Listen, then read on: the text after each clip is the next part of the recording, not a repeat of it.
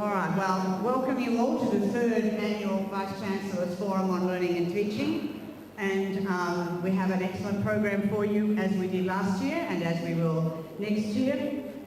Let me first of all welcome our keynote speaker, Professor Peter McPhee, who has an illustrious career, but he's now returned to the light side as a professorial fellow and an educator again, which is what he's been doing for a very long time. You have his details in the program, but I'll introduce him in a minute when he gets up to speak. But to our Vice-Chancellor, to all of the illustrious guests here today, of whom I mean the academic staff and professional staff of this university. This is an opportunity, as it was devised nearly 3 years ago, over 3 years ago,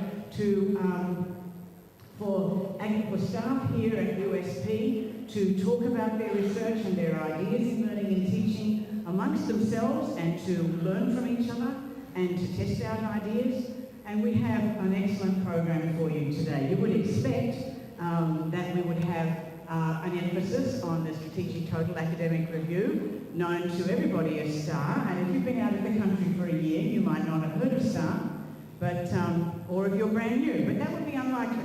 Even if you're brand new, we kind of know where you live, so we find out and we send things your way. But it has been, and it will continue to be, the major academic initiative for this university going forward.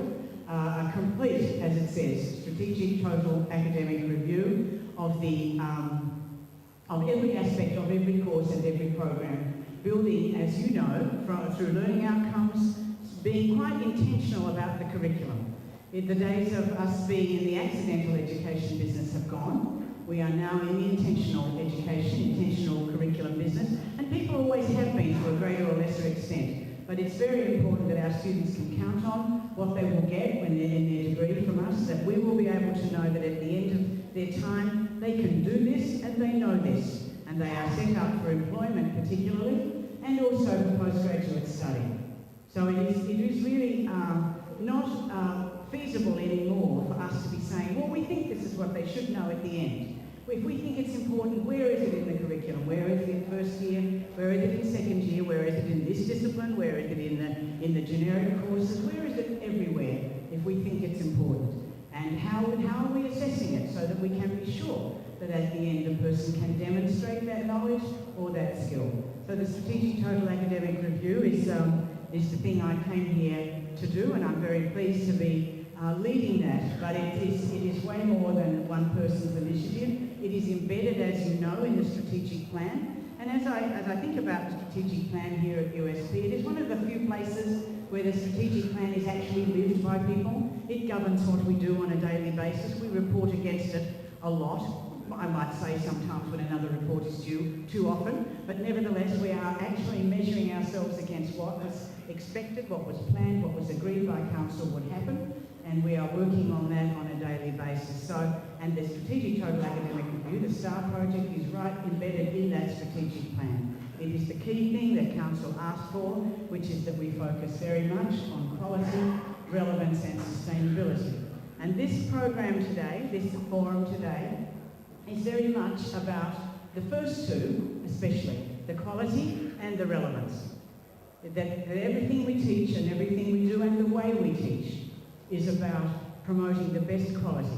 I wanted to say to you that we've had some very good feedback in the last couple of months from the Australian Computer Society, who is here looking at our computing programs, and also from the Higher Learning Commission, who have sent now 4 trainers to work with our STAR trainers to train their colleagues in effective assessment of learning and teaching. These people have said to us that when we have implemented this fully, we will be way ahead of Australian and New Zealand universities, particularly in engineering and computing science. They're the ones they were commenting on, but also in all of the things that we do, that we will have a very focused academic program that we are very confident is delivering what students need. So with the STAR trainers, and I'm pleased to see many of them here today, there are 37 of them who've been trained and are progressively implementing and training their colleagues. So when they come by knocking on your door, wanting to talk with you about your programs and your courses, please make them welcome. open your ears and your mind, and they will help, and you will feel even prouder at the end of the academic performance of your programs and the retention of your students and the success rates of your students, because that's how our stakeholders judge us, that's how employers judge us. We are going to be judged by results, and that's why we need to be a lot more intentional about what it is that we do. So I hope you've all memorised, I'm sure you have, you just think about nothing else. You've memorised the graduate attributes, and this comes back to you whenever you're, got a spare moment. I know that to be true. Anyway, this whole STAR thing is focused on delivering on those graduate attributes. There will be some discussion of that over this next day and a half, but it's not exclusively about STAR. There are 6 presenters who are STAR trainers, but there are others. We have a very important session on M-learning, which is learning using mobile phones. Bibio Sharma up the back, who should be halfway down here. Look right about here is your seat. Associate Dean Learning and Teaching for FSTE, Dr. Bibio Sharma, who's going to be sitting right here in about 2 minutes. Okay, on your way, on your bike, set the scene for the back row.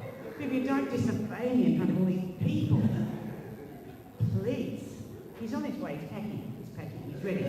All right.